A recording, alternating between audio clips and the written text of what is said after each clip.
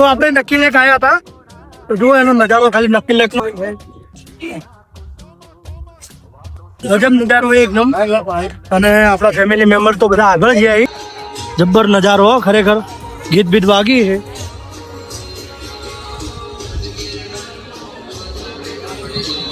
જુઓ અહીંયા આવવા જેવું છે, જે નથી આવ્યા ને એ લોકો માટે આવવા જેવું છે.